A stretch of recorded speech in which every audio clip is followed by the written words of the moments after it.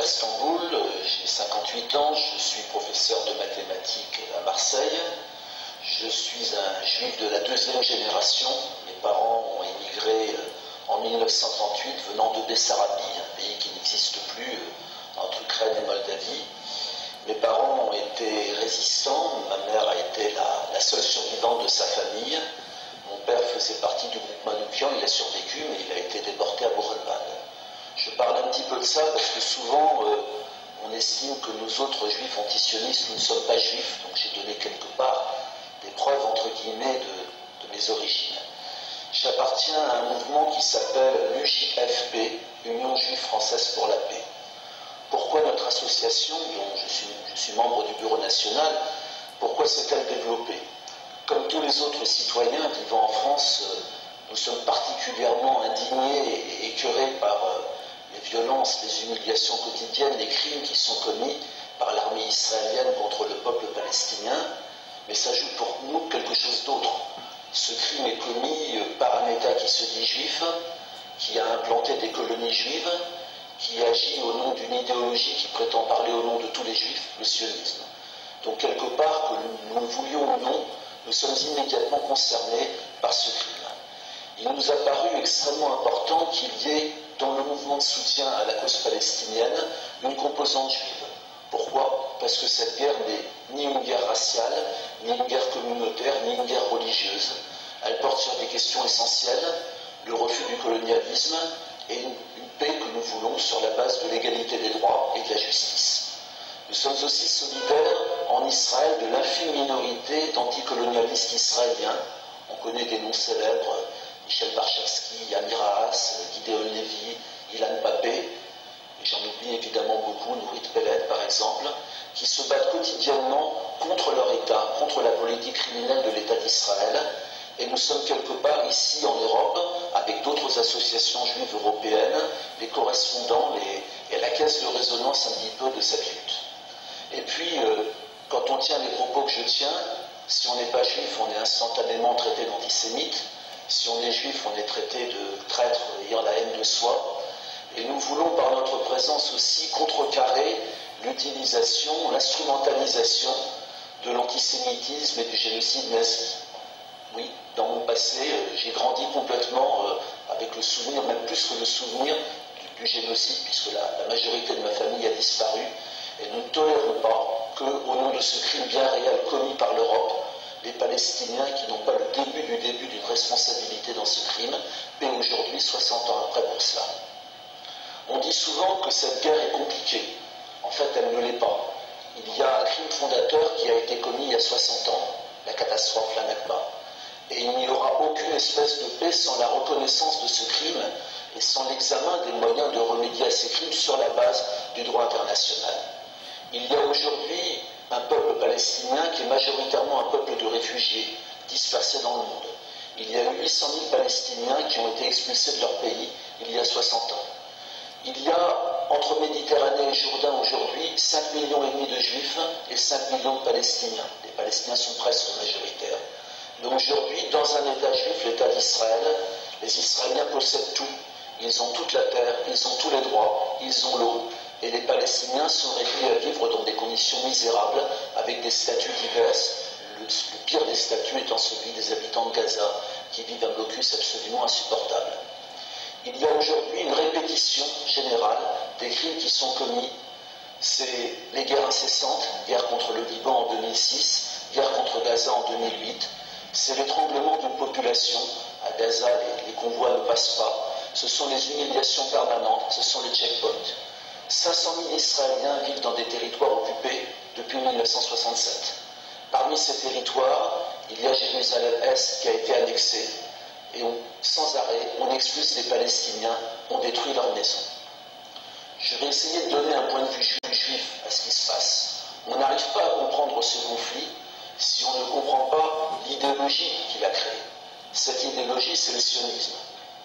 Le sionisme a raconté une histoire aux Juifs dès la fin du XIXe siècle. À cette époque-là, les Juifs européens vivent l'antisémitisme quotidien, les pogroms. Le sionisme leur a raconté qu'ils étaient les descendants des Hébreux, que les Hébreux avaient vécu le récit biblique. La plupart des sionistes de cette époque n'étaient pas croyants. Ils ont pris le discours biblique comme étant une réalité historique. Sauf que la réalité est têtue. On sait maintenant, d'après les archéologues, que la Palestine a toujours été un pays multiple, avec des Iduméens, des Moabites, des Hébreux, des Philistins, et qu'aujourd'hui les descendants de cette population sont majoritairement les Palestiniens. On sait qu'il n'y a probablement jamais eu de royaume unifié que les sionistes essaient aujourd'hui de recréer, qu'il n'y a jamais eu de conquête sanglante de Canaan que les colons sionistes en Cisjordanie essaient aujourd'hui de recréer. Pire, la légende sioniste dit que les Juifs sont un peuple race. Seuls les nazis s'étaient permis de dire que les Juifs étaient une race. Et que les Juifs seraient les descendants des Hébreux et seraient les descendants de ceux qui ont été expulsés par les Romains en 70 après Jésus-Christ. Un livre qui vient de sortir, autrement dit que les Juifs ne sont pas les descendants de ceux qui sont partis. Ils sont les descendants de convertis, de Berbères pour les Juifs du Maghreb, de Khazars ou d'Allemands pour les Juifs d'Europe, ou d'Espagnols pour les Latinos. Ce qui signifie que toute la théorie aujourd'hui qu'on enseigne en Israël dès le début, vous avez été en exil dans des pays de sauvages, dans des pays qui vous persécutaient, et nous vous avons offert un pays, cette théorie est fausse. Elle masque la réalité de ce qui s'est passé. La réalité de ce qui s'est passé, c'est dès 1900, un projet de conquête, un projet colonial, un projet qui petit à petit a marginalisé le peuple palestinien, l'a privé de sa terre, a commencé à le déporter et a programmé dès le départ une véritable purification ethnique, un nettoyage qui s'est achevé en grande partie en 1948. Le projet sioniste ne s'arrête pas là. Il prétend parler au nom de tous les juifs. Il a inventé une théorie comme quoi les juifs ne pouvaient pas vivre avec les autres peuples, que le mélange était impossible, que la lutte contre l'antisémitisme n'avait strictement aucun sens, que la lutte pour l'émancipation était inutile. Les sionistes se sont isolés de la majorité des juifs dont nous nous réclamons quelque part, qui se sont battus sans relâche pour l'égalité des droits de tous, pour l'émancipation et contre le colonialisme. La conquête de 1948 a été une véritable conquête coloniale, elle a été l'expulsion d'un peuple. Je voudrais dire maintenant que depuis 1967, la situation a considérablement empiré. Les sionistes ont installé 500 000 personnes en Cisjordanie et à Jérusalem. Ils ont programmé ce qu'ils appellent la fin de la guerre, l'achèvement de la guerre de 1948, c'est-à-dire l'expulsion définitive des Palestiniens. Il n'y aura pas de paix juste avec le sionisme. Ce projet, pour nous, ressemble à quelque chose comme l'apartheid. Il faudra quelque part dépasser ou en finir avec ce projet pour arriver à une véritable paix. Et aujourd'hui, puisque cette paix n'est pas possible, puisqu'on s'aperçoit qu'en Israël, les gens ont été formés, le complexe de Masada, à avoir peur de tout le monde, à croire que s'ils reculent, s'ils font la moindre concession sur les droits des peuples palestiniens, ils vont disparaître. La seule solution aujourd'hui est une pression énorme de tous les citoyens contre l'État d'Israël. Cette pression, c'est un projet qui est né des ONG palestiniennes, ça s'appelle BDS, boycott des investissements sanctions. Il s'agit de boycotter politiquement, économiquement, moralement, culturellement, scientifiquement, sportivement, de toutes les façons, l'État d'Israël jusqu'à la fin de l'occupation. Ce projet doit être mené avec force. Il faut forcer tous les États aujourd'hui à cesser l'impunité de l'État d'Israël qui permet la continuation des crimes et qui permet la continuation de l'occupation.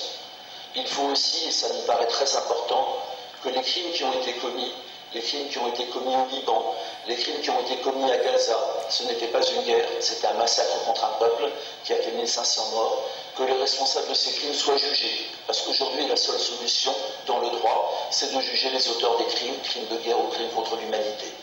Il nous paraît incroyable que la communauté internationale juge, ce qui est normal, les crimes commis en Yougoslavie ou au Rwanda, mais laisse en liberté Tzipi Livni, Ehud Olmert, Ehud Barak et les principaux généraux de l'armée israélienne, auteurs de crimes de guerre. Nous demandons donc, en plus du tribunal Russell symbolique qui est en train de se créer pour juger ces crimes, que la Cour pénale internationale juge enfin les dirigeants de l'État d'Israël. Si nous n'agissons pas en tant que société civile, il y aura encore de très nombreuses guerres. Notre responsabilité est engagée.